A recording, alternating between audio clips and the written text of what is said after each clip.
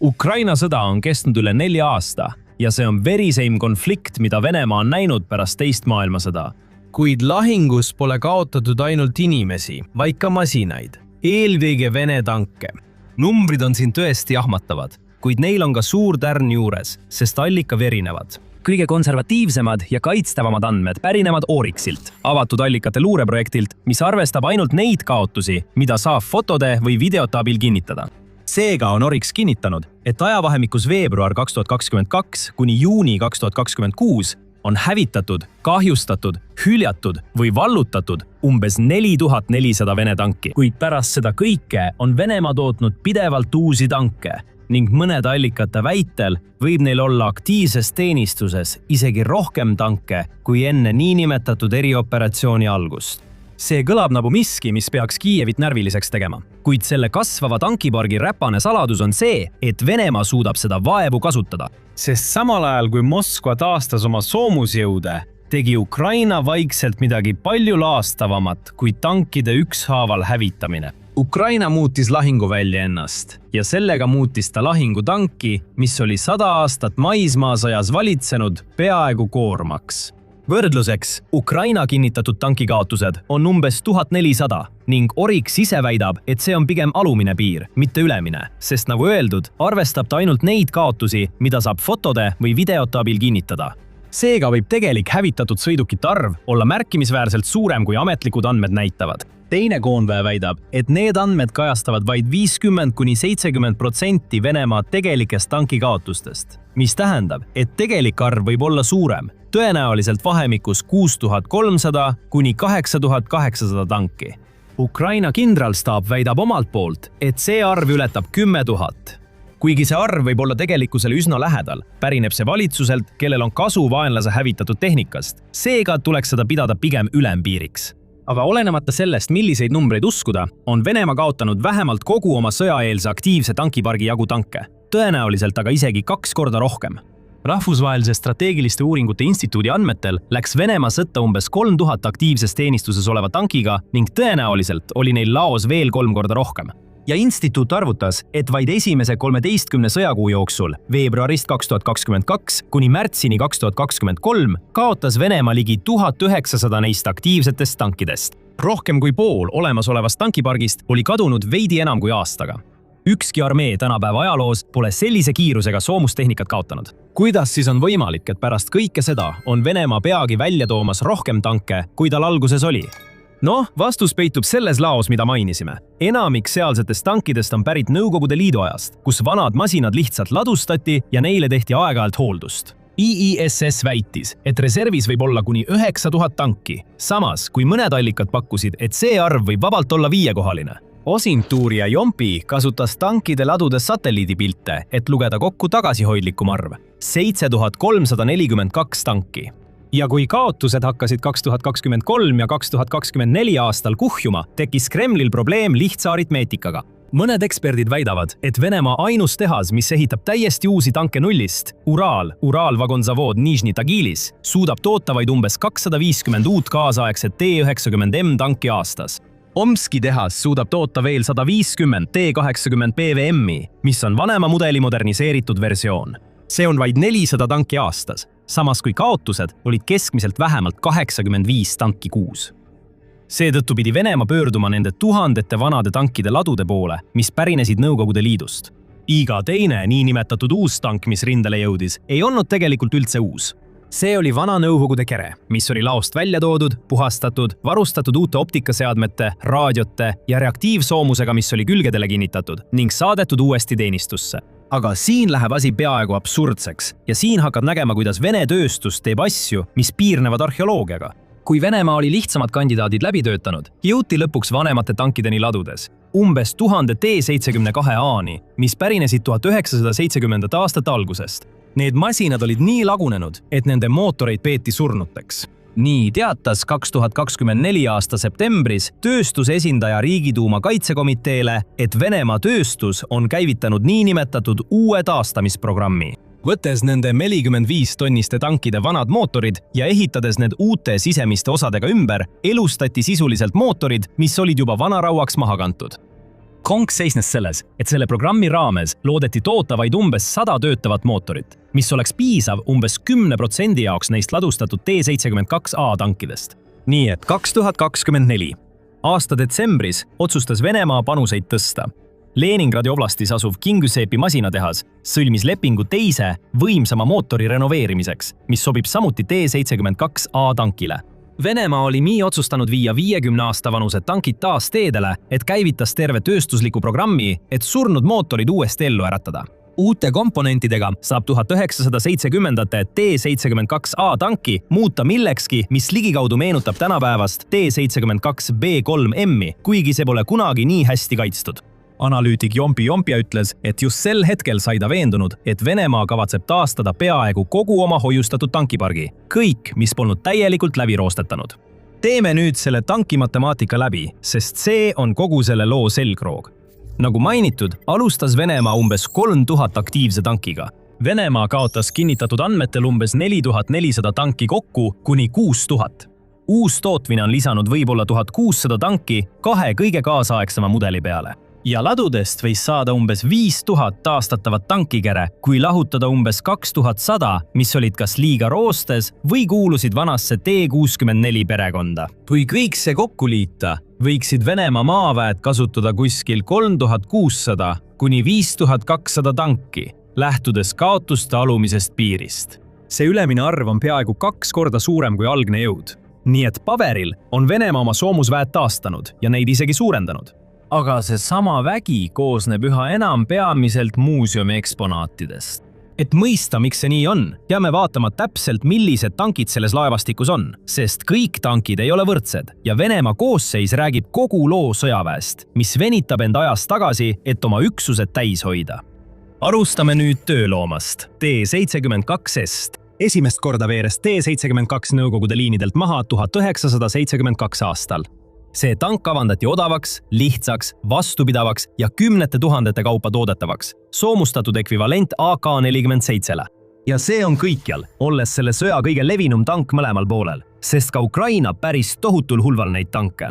Kaasaegsed Vene rindeversioonid on T-72B3 ja uuendatud T-72B3M, millel on parem tulejuhtimissüsteem ja reaktiivsoomus. Aga T-72 on ka tank, mis on muutunud ülemaailmseks meemiks katastroofilise hävingu tõttu. Orixi visuaalselt kinnitatud arvestuse järgi on Venemaa kaotanud umbes 1800 T-72 tanki rohkem kui ühtegi teist tüüpi. Selle põhjendus peitub tanki disainis, mille juurde tuleme hiljem tagasi pärast teiste tüüpide ülevaatamist. Teine mudel on T-80, millel on omad probleemid. 1976 aastal kasutusele võetud T-80 oli maailma esimene masstoodetud tank, mida käitas gaasturbiinmootor. Sama põhimõte nagu kopteril või reaktiivlennukil. See tegi selle oma suuruse kohta uskumatult kiireks ja vaikseks, võimaldades avamaastikul saavutada kiiruseks kuni 64 kilomeetrit tunnis. Nõukogude Liit ja hiljem venelased ehitasid umbes 5400 kuni 5500 sellist tanki ning tootmine kestis kuni 2001 aastani. Ukrainas on T-80 tanki järjekindlalt kulutatud ja hävitatud. 2024 aasta detsembriks kinnitasid avatud allikad, et vähemalt 1000 T-80 tanki on hävitatud, kahjustatud, hüljatud või vaenlase poolt vallutatud. Ja mõned analüütikud väidavad, et Venemaa on sisuliselt kogu oma kasutatava T-80 tankipargi ära kulutanud, kuigi seda tugevamat väidet tuleks võtta pigem hinnanguna kui kindla faktina.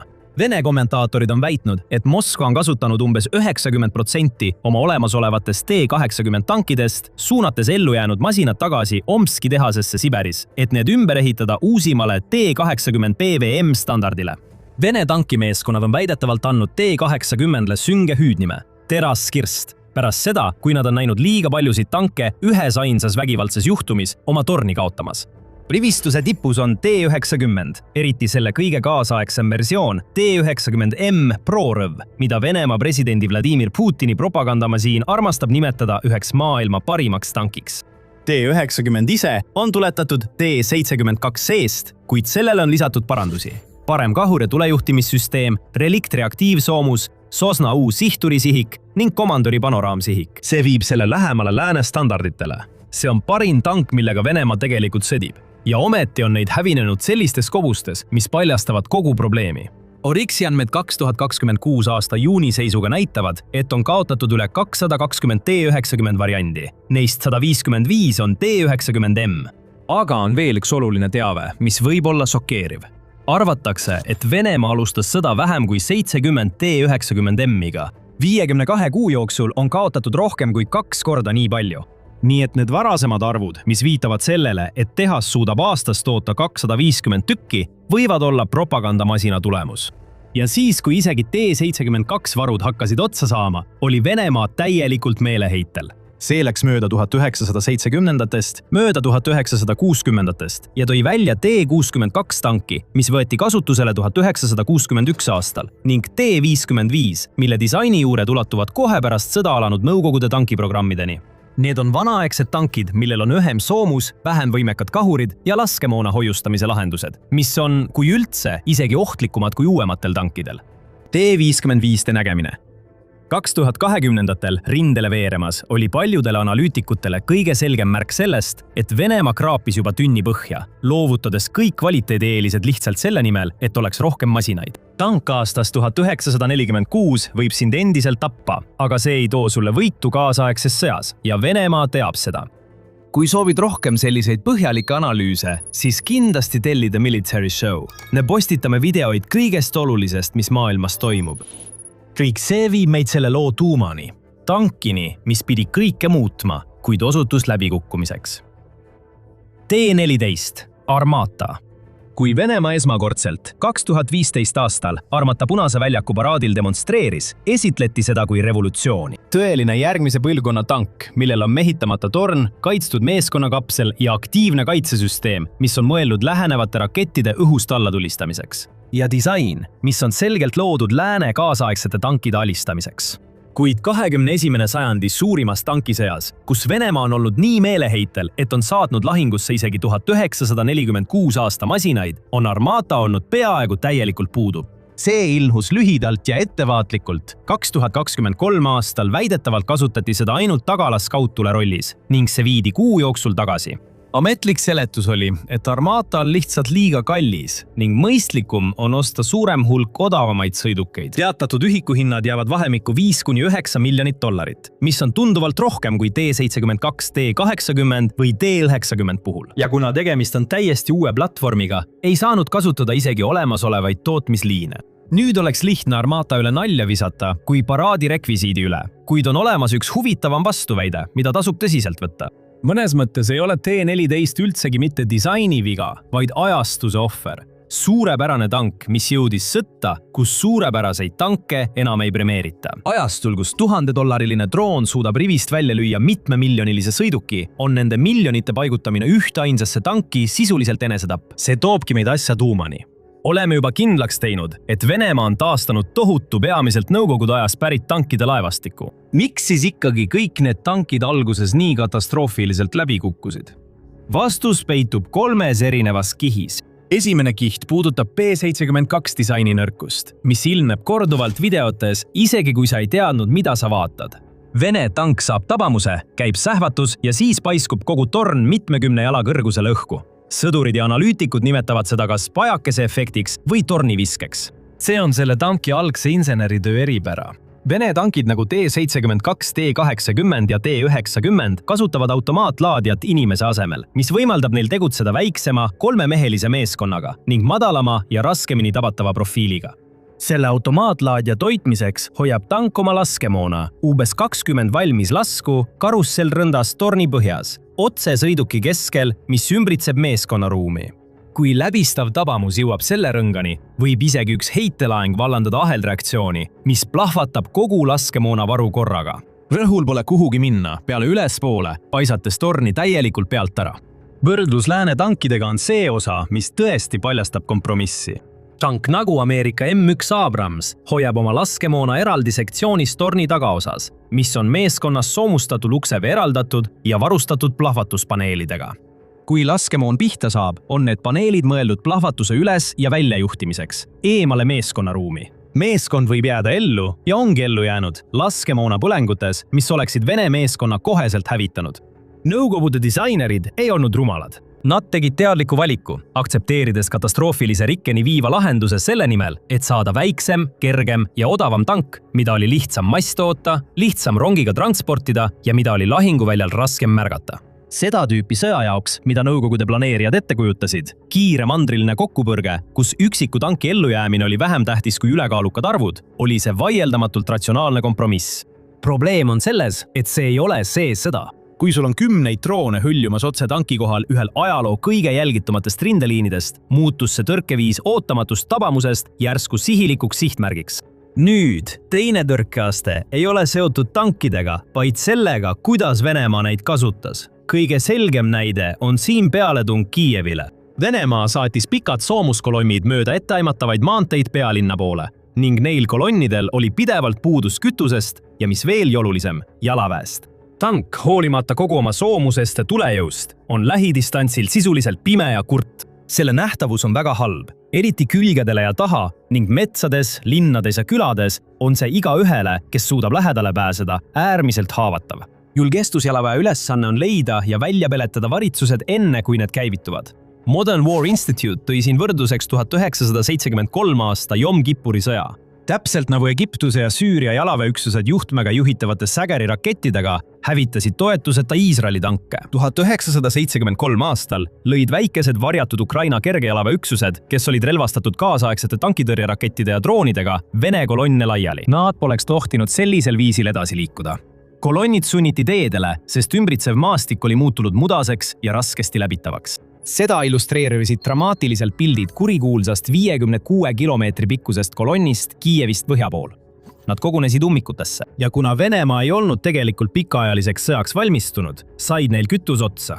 See oli õppetund ülbusest, mida näitas 56 kilomeetri pikkune ümberpiiratud tankikolonn. Kolmas kiht on relvad. Kui sa jälgisid sõja algust, siis tankid peatati Ameerika Javelini ja Briti Enloiga, õlalt lastavate rakettidega, mis said Ukraina vastupanu sümboliteks. Ukraina kasutas ka oma enda laserjuhitavat Stugna P-d, kuid 2025. aastaks omistasid mõned Ukraina ja sõltumatud hinnangud neile umbes 65% Vene tankide kaotustest. Ja just see sõna droonid on kogu loo keskmes. Ukraina enda riikliku julgeoleku ja kaitsenõukogu andmetel suutis riigi kaitsetööstus 2026 aastaks toota üle 8 miljoni FPV drooni aastas. Rohkem kui 160 ettevõtte seas, alates suurtest tehastest kuni garaažist alustanud idufirmadeni. Kuigi see on Ukraina allikas, tähendab tootmismahu suurusjärk, olenemata täpsest arvust, et rindejoon on nüüd püsivalt küllastatud. Odavad lendavad pommid jälitavad kõike, mis liigub. Ja see tähendab tankide jaoks halastamatut olukorda. Tank ei pea enam muretsema ainult varitsusmeeskonna pärast, kelle otsa ta võib sattuda. See peab pidevalt muretsema taeva pärast, iga meetri ja iga edasiliikumise puhul, kogu 1100 kilomeetri pikkusel rindejoonel. Venemaa ja Ukraina püüdsid mõlemad loomulikult droonide vastu võidelda, mis tõi kaasa mõned naljakad lahendused. Esimene vastumeede oli elektrooniline sõjapidamine. Segajad, mis katkestavad raadioühenduse FPV droonide ja nende pilootide vahel, sundides drooni ohutult maapinnale kukkuma. Mõnda aega see töötas, kuni droonitootjad hakkasid kasutama fiiberoptilisi kaableid. Raadiosignaali asemel lohistasid need droonid enda järel uskumatult õhukest kaablit, mis lennu ajal lahti keris ja füüsiliselt ühendas drooni selle piloodiga. Väidetavalt kasutas Venemaa neid esmakordselt 2024 aasta kevadel ja Ukraina võttis need kiiresti kasutusele. Kaablid hakkasid peagi lahinguväljal vedelema, takerdudes taimestikku, infrastruktuuri ja isegi linnupesadesse. Kuid sellest hoolimata plahvatas kiudoptiliste kaablite tööstus, kus väidetavalt tõstis Hiina 2026 aastal hindu 250 kuni 400%. Kui elektroonilised kaitsevahendid ebaõnnestusid, pöördus Venemaa füüsilise soomuse poole. See algas 2022 aastal, kui sõdurid nimetasid pilkavalt neid cope cage'ideks. Lihtsad metallist ribikonstruktsioonid, mis olid keevitatud torni kohale, et püüda väikeste droonide poolt alla visatud granaate. 2024 aasta aprilli alguses ilmusid Vene-Ukraina sõja lahinguväljale NNMN Kilpkon tankid. Terved sõidukid olid kaetud keevitatud plekist kestadega, nii et tank kadus jämedasse metallkasti, kust välja ulatus vaid kahur. 2024 aastal lisasid venelased nendele kestadele sadu jämedaid metallist ogasid, lootes, et tekkinud okassiga tankid püüavad droonid kinni ja lasevad need õhku enne, kui need jõuavad kereni. ja 2025. aastaks olid need ogad arenenud tuhandedeks peenedeks metallikarvadeks, mis olid valmistatud lahti harutatud alumiiniumkaablist ja riputatud sõiduki peale nagu karvane kasukas. Mõned vaatlejad kirjeldasid neid kui siile ning need olid ühed kõige paremini kaitstud masinad, mida sõja jooksul nähtud, suutes enne lõplikku rivist väljalangemist alla neelata 10 FPV drooni, kuid nad langesid siiski rivist välja. Mis siis plaan on? Mida Venemaa tegelikult kavatseb selle tohutu soomusmasinate varuga peale hakata, mida ta välja saata ei suuda? Aus vastus on, et keegi väljaspool Kremlit ei tea seda kindlalt. Kõige tõenäolisem seletus on see, et Venemaa mängib pikka mängu. Arvatakse, et Vene komandorid loodavad, et ilmub mõni uus droonivastane tehnoloogia, läbimurre segamises, püüdurites, suunatud energiaga relvades, midagi, mis avab lahinguvälja taas kiirele, mobiilsele, mehhaniseeritud sõjapidamisele. Ja samal ajal säilitavad ja taastavad nad oma soomusüksusi, hoides neid tervena ja valmis selleks tulevaseks hetkeks, kui tankid saavad taas valitseda. Süngem ja vahetum võimalus on lihtsam. See viitab sellele, et Vene komandorid võivad surve all tulemusi saavutada, muutuda lihtsalt nii meeleheitlikuks, et viskavad tankid uuesti tulle, hoolimata tagajärgedest. Ja selles stsenaariumis on tohutu taastatud laevastik lihtsalt kulutatav terasvaru, mida saadetakse lahinguväljale, et osta maad kohutava hinnaga. Pea meeles, pärast 2022 aastat Venemaa edasitung peatus sellisel määral, et aastatel 2023 kuni 2025 hõivas ta vaid umbes 1,23% Ukraina territooriumist. Ja siin on veel üks viimane pööre. Taastatud laevastik, hoolimata oma muljetavaldavast suurusest, on sisuliselt ühekordne tõuge. Venemaa ammutas tohutust Nõukogude varudest ja need varud on nüüd peaaegu otsas. 2026 aasta juunis avastas avatud allikate analüütik John P. satelliidipiltide analüüsi käigus, et kuigi Venemaal oli enne sõda laos 7342 tanki, on neist alles vaid 2088 ning neist omakorda on taastamiseks sobilikud vaid 851.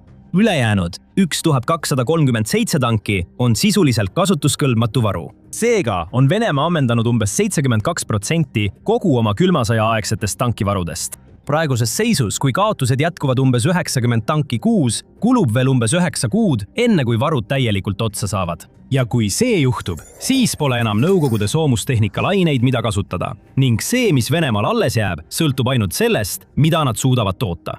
Ja Venemaal hakkab otsa saama mitte ainult tanke, sest suurtükiväe ülekaal lahinguväljal väheneb aeglaselt. Kui soovid rohkem teada saada, vaata seda videot ja kindlasti telli The Military Show kanal, et saada igapäevaseid uudiseid.